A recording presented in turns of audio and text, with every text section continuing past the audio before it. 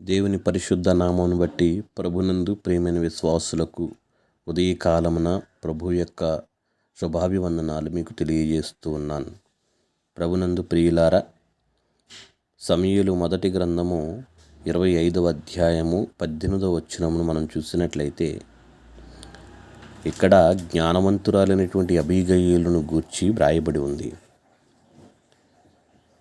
ఆమె తన భర్త యొక్క మరణమును తప్పించడానికి ప్రయత్నం చేస్తుంది. దావీదు చేతిలో తన భర్త హతుడు కాబోతున్నాడు.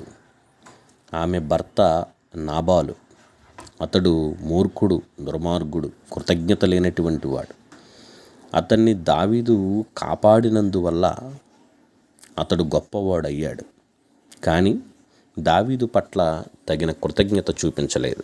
అందువల్ల దావీదు కత్తి చేతపట్టుకుని నాబాలును అతనికి కలిగిన సమస్తమును తెల్లవారేలోపుగా నాశనం చేస్తున్నాడు. భర్తను మరణం నుండి కాపాడుకోవడానికి అబీగయీలు 200 రొట్టెలను సిద్ధం చేసింది.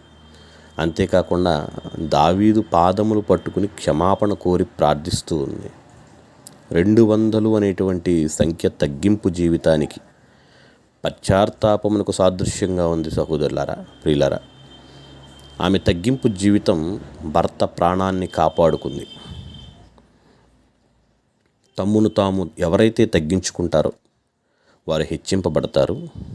తమ్మును తాము ఎవరైతే హెచ్చించుకుంటారో అది అందరికీ నష్టమే కలుగుతుంది. తనను తాను తగ్గించుకోవాలని ప్రభువు సెలవిస్తున్నాడు. సహోదరులారా, అబీగయీలు అనుభవంను నేర్చుకుని తగ్గింపు జీవితం కలిగి మనమందరం జీవించాలని మనం చేస్తున్నాను. కనుక తగ్గింపు జీవితం మన జీవితంలో ఎన్నో ఆశీర్వాదాలను తీసుకొని వస్తుంది.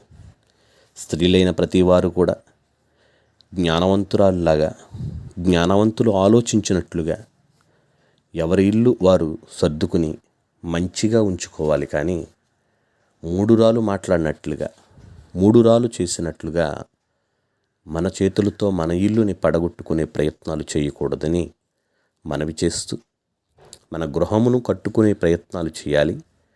ఇతరుల మాటలు విని కానీ, ఇతరులకు లోబడి జీవించటం కానీ మనము చేయకుండా, దేవునికి లోబడి మన గృహములో యజమాని మాటను వింటూ దేవుని యొక్క సన్నిధిలో ఆనందాన్ని పొందుకుంటూ, మన పిల్లలను అందరినీ కూడా క్రమ పద్ధతులు నడిపించుకుంటూ దైవభక్తిలో, ప్రార్థనా జీవితంలో, ఆత్మీయతలో వారు ఎదిగేటట్లు మీరందరూ చేసుకుని, బైబిల్ వాక్యాన్ని ప్రతిరోజు కూడా, అనుదినము కూడా మీరందరూ కూడా మరి చదివి దాని ద్వారా ఆశీర్వాదం పొందుకోవాలని మనం చేస్తూ, రక్షకుడిని యేసుక్రీస్తు నామములో మీ అందరికీ వందనాలు తెలియజేస్తున్నాను.